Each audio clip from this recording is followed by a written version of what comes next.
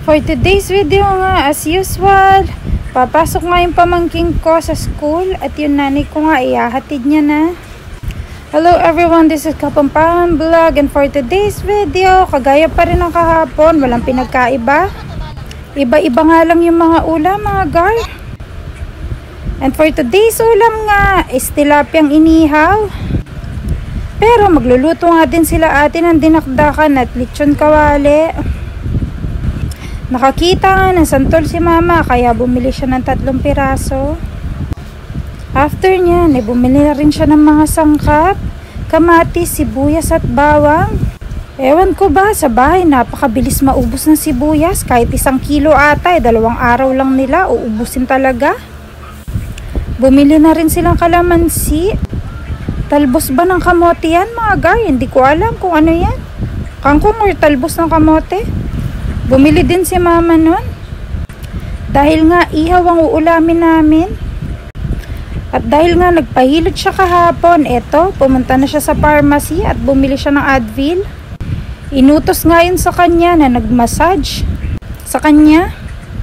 Fast forward mga gar, nasa bahay na nga at nagpapasilab na.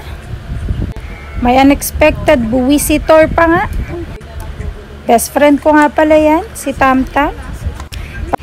Ito na nga yung part 2 ng video natin. Hindi pa nga tapos ang pagpipirito ng dinakdakan dyan. Kaya ayun, hanggang ngayon pinipirito pa din. Kung napapansin nyo nga, may itim nga yung mantika dyan. Dahilan nga na nadulok yung first batch ng lechon kawali.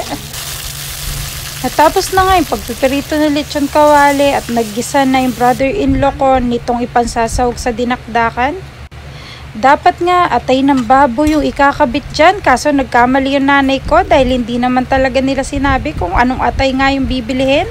Dyan nga nagmimix na yung brother-in-law ko ng ikakabit na sauce dun sa dinakdakan.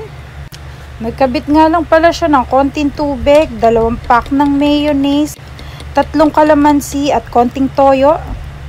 At yung ibang sangkap nga, kinabit niya katapos niyang ikabit yung sauce na yan. I-minix niya nga lang yan until it soften. Pagkatapos, binuhos niya na rin dun sa dinakdakan natin. Ito nga pala lahat na nailuto natin. Dinakdakan, lechon kawali at inihaw na tilapia. Yung hotdog nga pala, niluluto lang nila kapag gusto nila. Mas masarap kasi yun kapag mainit. At chibugan na nga mga gar. Tara, kain tayo. Dinakdakan and talapia. Walang kamatayang talapia.